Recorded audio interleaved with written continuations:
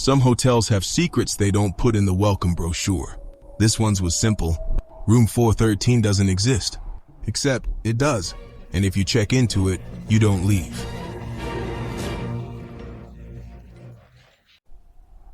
It started as an internet rumor.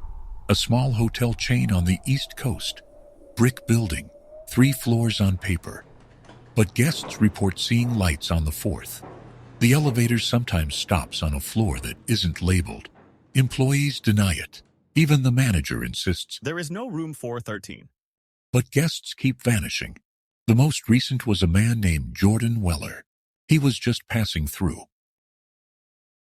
Jordan checked in after midnight. The clerk was distracted, handed him a key card, and mumbled, 4th floor, room 13. Then froze. Looked like he regretted it, but the key card worked. Elevator button lit up 4, even though it wasn't there before. Jordan laughed it off.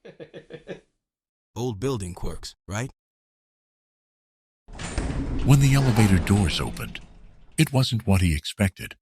The hallway was longer than it should have been, carpet soaked and squishing. Wallpaper bubbled like it was breathing. Lights flickered and pulsed like a heartbeat. Room 413 was at the very end. Black door, scratched numbers, handle cold as ice. When he stepped inside, everything changed. The room looked off, not just old, but wrong.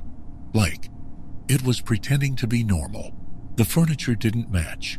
Window looked out onto nothing but static, like an old TV screen.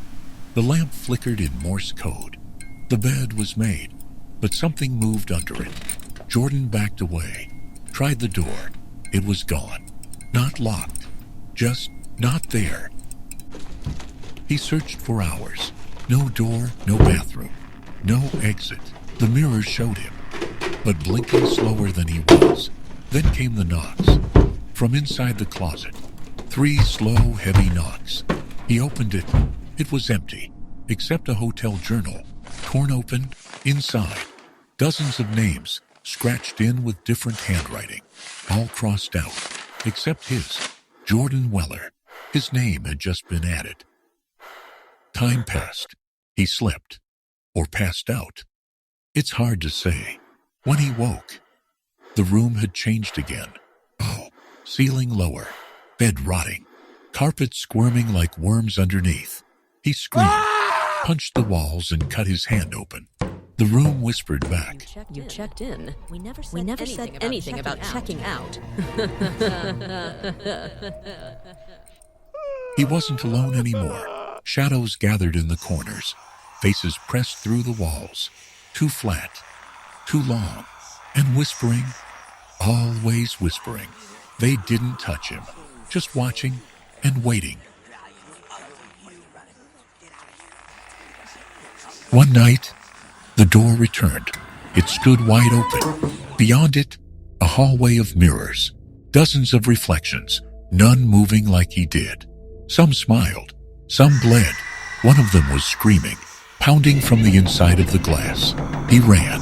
The mirrors cracked as he passed, shattering into voices, laughter, screams, cries for help.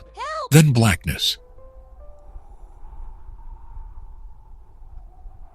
They found Jordan days later, wandering the service basement. No ID, no shoes, covered in deep scratches, mumbling in tongues. He hasn't spoken a real word since, but he draws. He draws floor plans, always with a hidden 4th floor, always with room 413.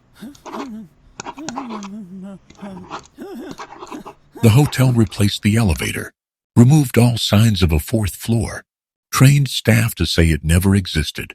But sometimes, in the early hours of the morning, guests still hit that elevator button, and it still opens, just for a second. Sometimes, the clerk swears he sees someone in there, like a man. Also scratching names into the wall, screams and whispering, lots of whispering.